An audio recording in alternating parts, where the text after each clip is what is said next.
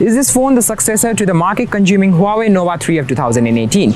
Being a challenger in the upper smartphone market, this phone is able to live up to its expectations quite well.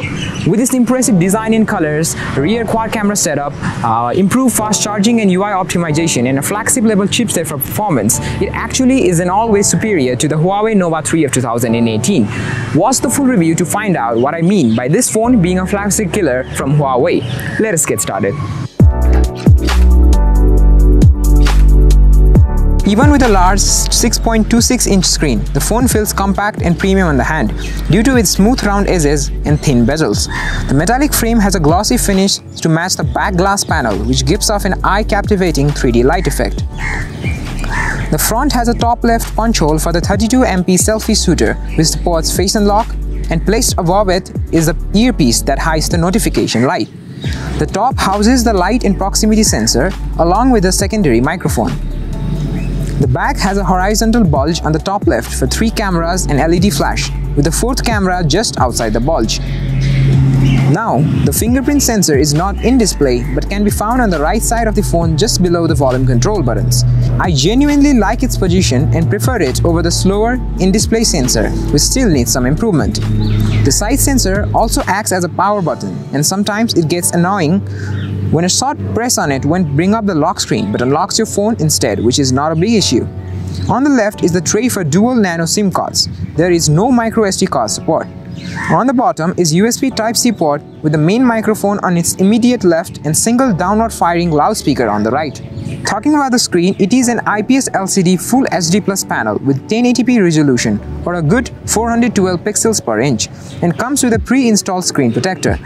I was expecting an OLED display, but it doesn't mean that the viewing experience is anything to compromise on. In addition, you have the option to save battery by lowering the resolution to HD Plus or by turning on smart resolution in the settings to let the phone adjust for you when necessary. You can also hide the punch hole in the settings, but it results in a thick bezel instead, so I wouldn't recommend it. The speaker is loud and crisp but weak on the bass side, and clarity lessens by a very small margin at max volume. Overall, it wouldn't hamper your daily media consumption. The quad camera setup on the rear blesses us with impressive shots for every occasion. The main 48MP Sony IMX586 f1.8 aperture camera gives you absolute clarity in almost all types of shots. You may just crop the picture or decide to use up to 10x digital zoom from the main camera. The 2MP depth assist results in stunning portraits, especially in good lighting conditions. Ditching the telephoto camera, we get a 2MP macro camera that helps us get close-up shots from as close as 4 cm away, which is a big plus. How can we forget the most popular sector of 2019's camera department? The 16MP f2.2 wide-angle camera lets you capture everything to everyone you want in your photo. Huawei has become very popular with its night mode due to the standards set by P30 Pro, and this phone's night mode doesn't disappoint as well. Most of the time the AI does a good job on its own, but to reduce noise and improve clarity, the night mode helps a lot, which is backed up by the AI image stabilization for steady handheld shots. The 32MP f2.0 selfie shooter maintains very good clarity and supports portraits. Personally, I don't prefer beautification mode at all, and it is better to post-edit your pictures instead. But well, I cannot ignore an AI beautifying me sometimes, right? In the video department, you can shoot up to 4K at 30 FPS and the AI stabilization is decent, but not good enough for handheld hyperlapses. What's more awesome is being able to change from the main lens to the wide and vice versa in the same video recording.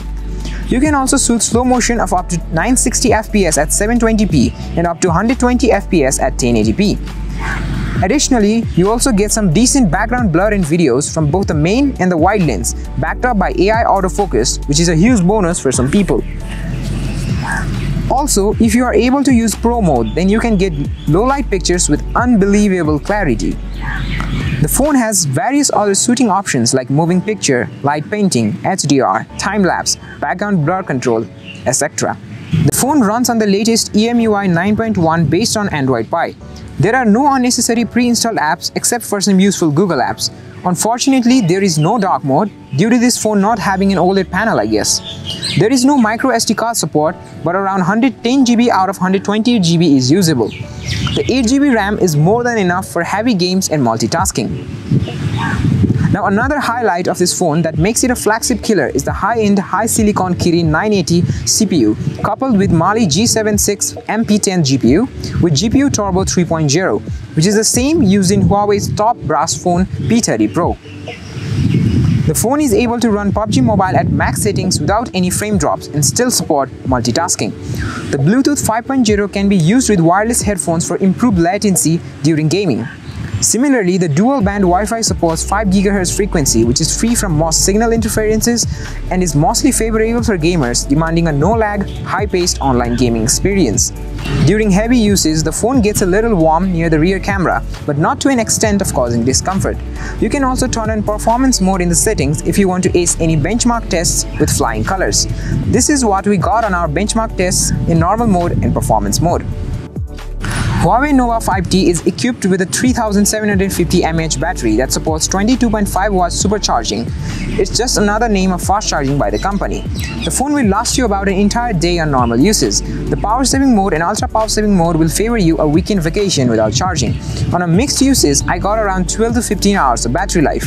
Watching videos or movies will get you up to 17 hours of playback. With the supercharger included in the box, the battery can be replenished from 0 to 100 in about 1 hour and 40 minutes. A quick charge of 25 to 30 minutes will get you a decent 50%. Now comes the hard part, or is it the easy part? Would I recommend this phone at a price tag of Rs 54,000? Well, why wouldn't I? This beast right here is a phone for everyone who wants a flagship feature at only half the price. But there's a catch. There always is and always will be. With this fast-paced development and competitions growing in the smartphone market, there are always better alternatives for every phone you look at. At last, it all comes down to your personal preferences. To be fair here, I'd say that the direct competitors to this phone would be the Nubia Red Magic 3 for gaming and the K20 Pro for its all-round features and the lower price tags. These phones come neck to neck and beat each other in various sectors. So finally, which phone would you buy? Let us know down in the comment section below. Until next time, I wish you good days ahead.